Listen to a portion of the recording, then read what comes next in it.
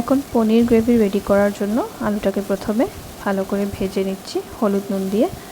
ভেজে তুলে রেখে তারপর পনিরের টুকরোগুলো সামান্য একটু ভেজে নেব, বেশি ভাজবো না পনিরটা। তারপর এই তেলেই গোটা জিরে, গোটা ধনে বেশ খানিকটা, যতটুকু আমাদের গ্রেভি করতে লাগবে ততটুকু পরিমাণে তেলে ভেজে তাতে টমেটো আর আদা টুকরো টুকরো করে কেটে দিয়ে নুন হলুদ দিয়ে ভেজে নিতে হবে। এখানে কাঁচা লঙ্কাও অ্যাড করে দেওয়া যেতে পারে, তাহলে পেস্টটা একসাথেই হয়ে যাবে। আমি এখানে দেইনি, তার কারণ আমার মেয়ে খাবে।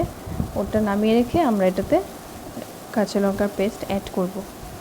তো এটাকে ভালো করে ভাজা হয়ে গেলে মিক্সার গ্রাইন্ডারের জারে নিয়ে তাতে পরিমাণ মতো আমি অল্প একটু চারমগজ ভিজিয়ে রেখেছিলাম, চারমগজ দিয়ে সবগুলো একসাথে ভালোভাবে একটা পেস্ট বানিয়ে নিতে হবে। এরপর কড়াইতে তেল দিয়ে গোটা জিরে তেজপাতা দিয়ে আগে থেকে তৈরি করে রাখা পেস্টটা একটু জল মিশিয়ে এখানে দিয়ে দিতে হবে। পুরোটা দিয়ে ভালোভাবে নাড়াচাড়া করে নিয়ে ভালোভাবে কষতে নিতে হবে।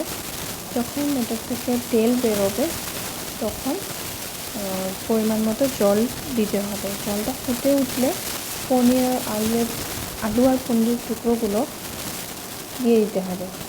তাতে একটু গরম মশলা গুঁড়া দিয়ে ভালোভাবে নেড়ে চেড়ে আরও একটু শুকোতে দিয়ে তারপর আমুল ফ্রেশ ক্রিম একটু দিচ্ছি। তারপর গ্রেভিটাকে আরও কিছুক্ষণ ফুটতে দিলাম। এখন অনেকটা ঘন হয়ে এসছে। কয়েকটা কাঁচা লঙ্কা দিয়ে দিলাম আর সবার শেষে একটু ঘি দিয়ে নামিয়ে নেব।